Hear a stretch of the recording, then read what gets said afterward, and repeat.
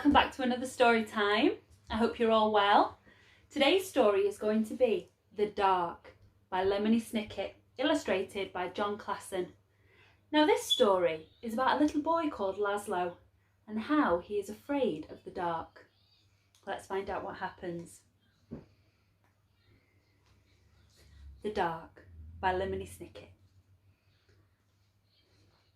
Laszlo was afraid of the dark. The dark lived in the same house as Laszlo, a big place with a creaky roof, smooth, cold windows, and several flights of stairs. Sometimes the dark hid in the cupboard. Sometimes it sat behind the shower curtain. But mostly it spent its time in the basement. All day long the dark would wait in a distant corner, far from the squeaks and rattles of the washing machine, pressed up against some old damp boxes and a chest of drawers nobody ever opened. At night, of course, the dark went out and spread itself against the windows and doors of Laszlo's home. But in the morning the dark would be back in the basement where it belonged. Laszlo would peek at the dark every morning. "Hi," he would say. "Hi, dark."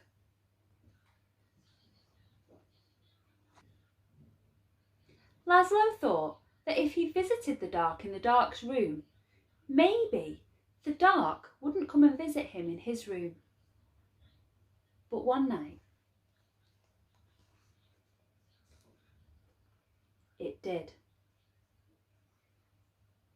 "Laszlo," the dark said, in the dark. The voice of the dark was as creaky as the roof of the house, and as smooth and cold as the windows.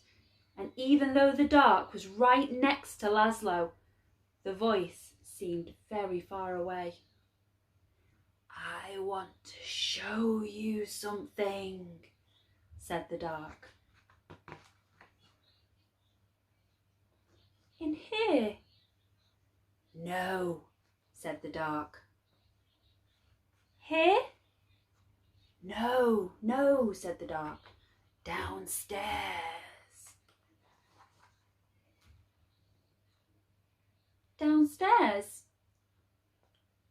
"Yes," said the dark. In Laszlo's living room was the biggest window in the house. Laszlo looked out at all the dark outside. Above him, the roof creaked, and he closed his eyes. Now the dark was all Laszlo could see. "No, no," the dark said again. "Not there. Down here." "In the basement?" asked Laszlo. "Yes," said the dark. Laszlo had never dared come to the dark's room at night. "Come closer," said the dark. Laszlo came closer. "Even closer," said the dark. You might be afraid of the dark, but the dark is not afraid of you. That's why the dark is always close by. The dark peeks round the corner and waits behind the door, and you can see the dark up in the sky almost every night, gazing down at you as you gaze up at the stars. Without a creaky roof, the rain would fall on your bed, and without a smooth, cold window, you could never see outside, and without a flight of stairs, you could never go into the basement where the dark spends its time. Without a cupboard, you would have nowhere to put your shoes, and without a shower curtain, you would splash water all over the bathroom. And without the dark, everything would be light, and you would never know if you needed a light bulb. "Bottom drawer," said the dark. What? Bottom drawer, said the dark. Open the bottom drawer.